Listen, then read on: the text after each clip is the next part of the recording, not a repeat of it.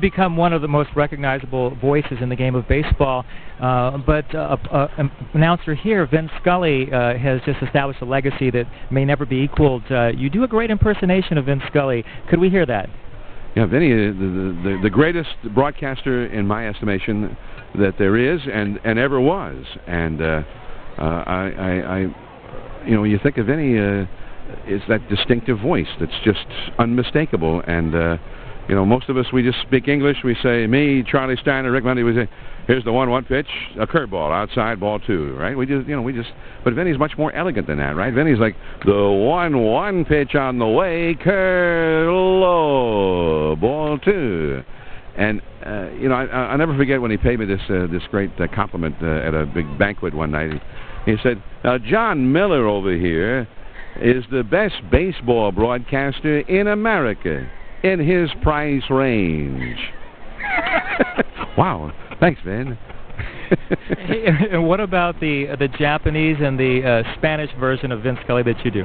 Well, you know, I mean, young broadcasters who wanted to be baseball broadcasters often would try to imitate Vin Scully, figuring, well, he's the best, so I want to sound like him. And that was a tribute to Vin. And I really did not realize that his fame had spread worldwide until I went to Tokyo back in the 80s, and I really wanted to hear the voice of the Tokyo Giants, Genshiro Asami. And, you know, like yourself, I knew of Asami-san, but I'd never heard Asami-san. So I turned on the television with great expectation to at long last hear the legendary voice of the Tokyo Giants, and he put me off a little bit because he was doing Vinny. You know, Watashi wa Korakuen Stadium ni orimasu.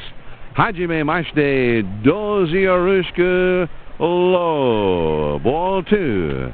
You know, it was like kind of astounding, really. And same thing down in Venezuela. I heard the great legendary voice of baseball in Caracas, Venezuela, and he was like, El partido de béisbol con Farmer Juan, con hamburguesa con queso, muy mejor en todo el mundo.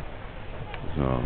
John Miller, that's great. It's fun to listen to you guys. Do you still do the midnight replays of the games on KNBR? Well, I personally don't do them, but I think they do actually replay the game for lack of better programming. I don't know why they do, but apparently there's some people who were working the swing shift or whatever, they can listen to the game driving home or whatever.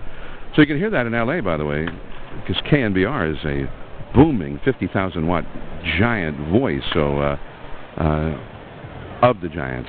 Well, it'd be difficult to maintain the same enthusiasm in the later game as in the earlier game. Well, that's right.